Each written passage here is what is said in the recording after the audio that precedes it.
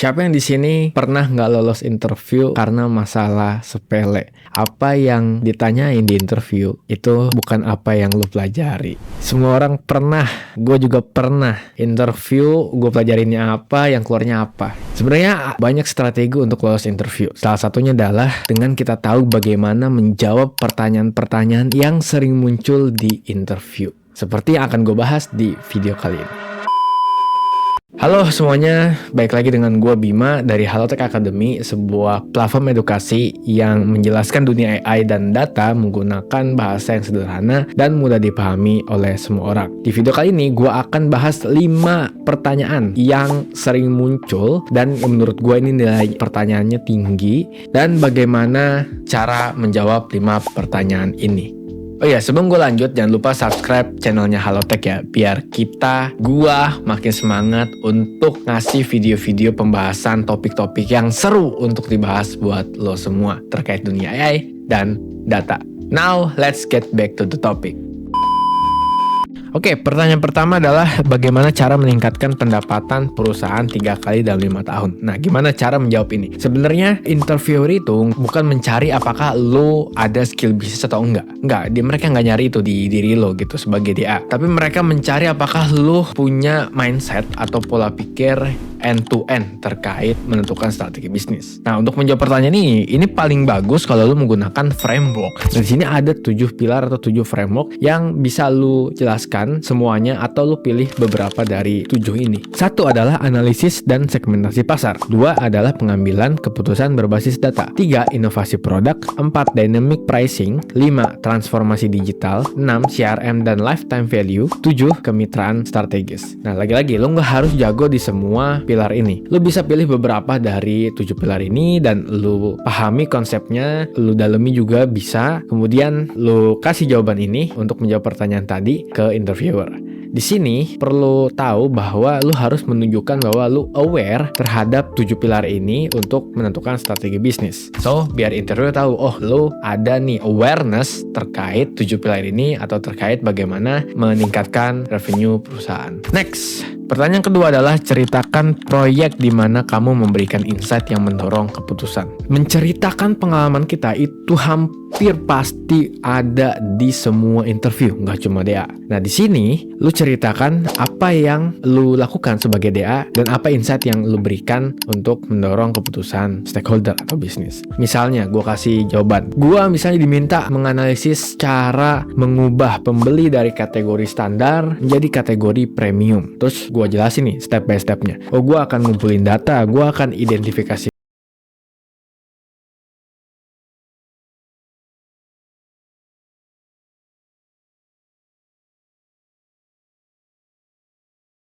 testing dan banding promo. Ternyata gue mendapatkan konversi 20% konsumen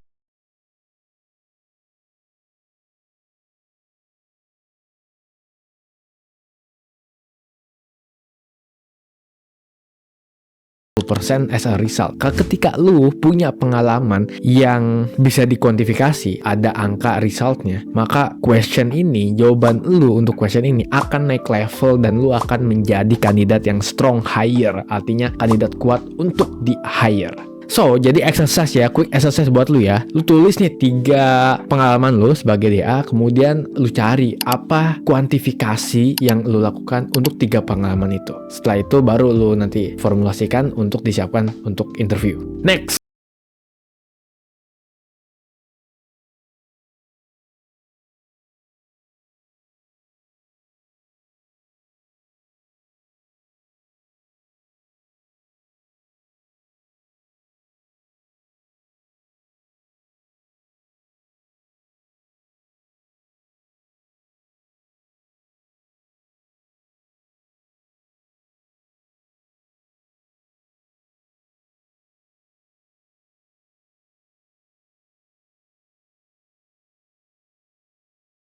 Tokopedia itu jadi warna ungu. Nah, kan gue nggak bisa kan, kayak emang iya benar ungu ini adalah warna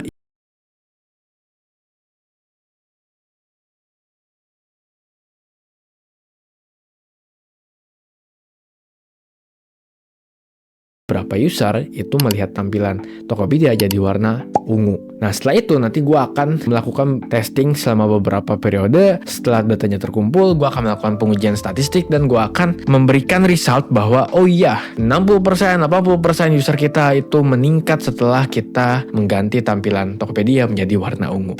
Nah that's the A/B testing, the core concept of A/B testing. Lo harus bisa ngejelasin secara konseptual dan secara prakteknya. Kalau lo misalnya ada experience menggunakan A/B testing, itu better karena ya lo tahu bagaimana menghandle A/B testing di lapangan. Next, ceritakan saat kamu memecahkan masalah data yang kompleks. Ini juga hampir muncul di setiap interview. Behavioral question. Bagaimana cara lu memecahkan masalah data yang kompleks. Ini spesifik untuk data ya. Untuk memecahkan masalah, itu sebenarnya kita ada metode yang sangat terkenal bernama STAR.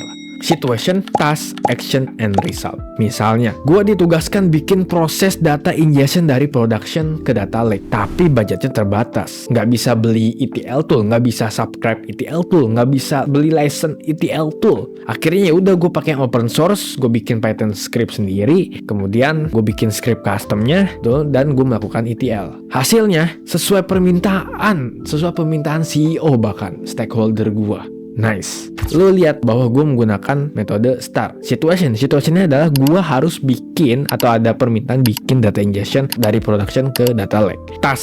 Tasknya adalah gue bikin ETL, tapi gue nggak bisa pakai ETL tool yang berbayar karena budgetnya terbatas. Action, akhirnya gue bikin Python script custom untuk melakukan ETL, data ingestion.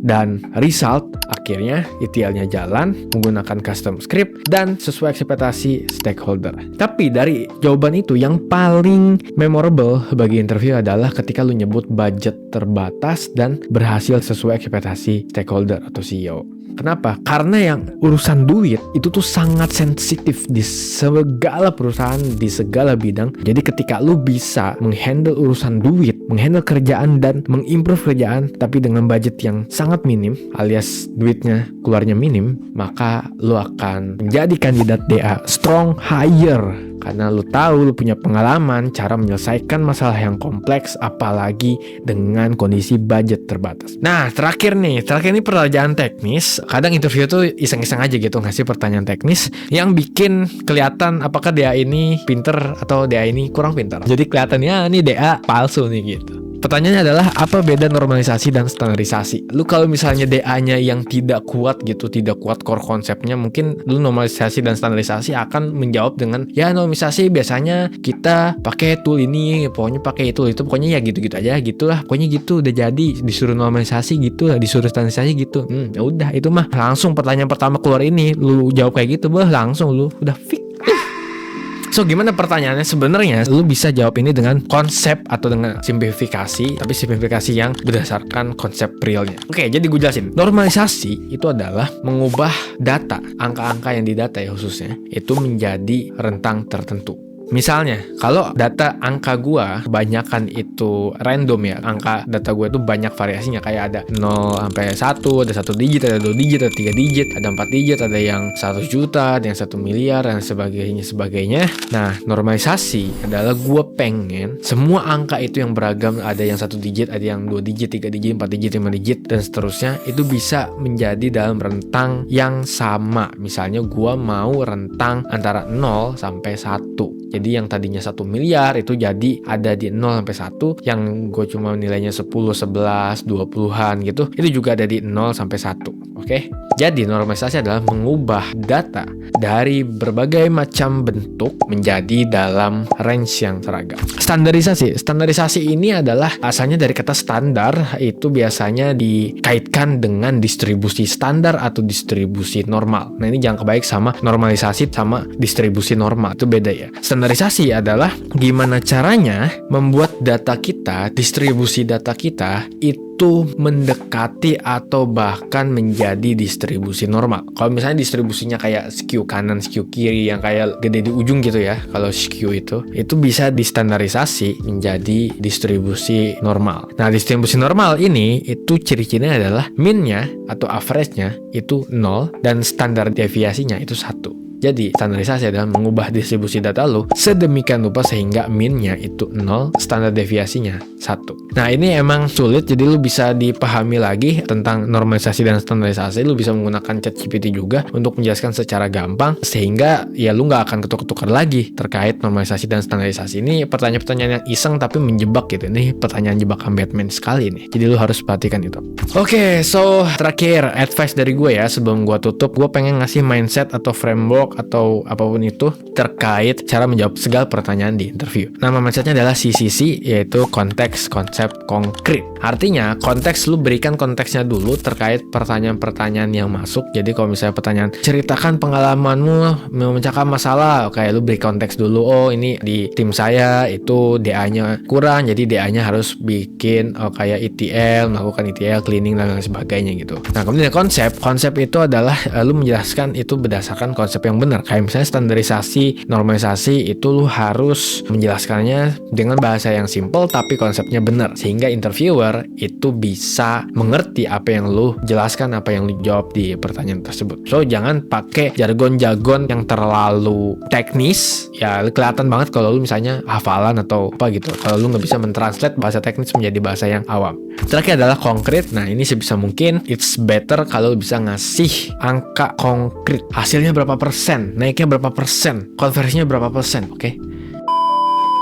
So gimana 5 pertanyaan tadi, apakah udah membuat lu merasa siap untuk melanjutkan lagi interview DA, untuk mencoba lagi interview DA, atau malah lu tambah penasaran, apa iya cuma 5 pertanyaan doang? Gue kayaknya ditanya banyak sampai ratusan ribu. Wih nggak mungkin ya, ratusan ribu meninggoy coy orang. Tapi gue mau tahu dong lebih banyak BIM. Nah tenang aja bro, Halotek Academy udah merangkum question interview untuk DA di PDF ebook, judulnya 20 pertanyaan interview question. Lu bisa melihat bagaimana pertanyaan-pertanyaan yang penting yang sering muncul di DA dijawab gitu. So, lu bisa dapat PDF ini ebook gratis dengan mengklik link yang ada di deskripsi. Check it out buruan biar gak kehabisan. Oh iya, buat lu yang mau belajar data analis untuk ningkatin skill DA lu, atau untuk upgrade, atau bahkan untuk baru mulai karir ya, baru mulai karir sebagai DA, lu bisa ikut HaloCamp, sebuah bootcamp untuk ngajarin lu DA end to end dari awal sampai akhir, from zero to hero, sampai lu jago menjadi DA dan akhirnya lu bisa tembus semua interview DA dari segala macam negara di dunia ini. Cek detailsnya di web Halotek Academy. Nah terakhir, dari semua pertanyaan tadi, ada nggak yang keluar di interview DA lu yang lu pernah lakukan? Atau ada yang pernah dapat pertanyaan sangat unik, sangat out of the box, mind blowing? Kalau ada, komen di kolom komentar. Mari kita bahas, diskusi terkait pertanyaan-pertanyaan yang mind blowing yang keluar di interview DA kalian semua. As always, don't forget to like, share, and comment this video, and also subscribe this channel. So that's all from me. Thank you for watching and see you in the next video. Bye bye.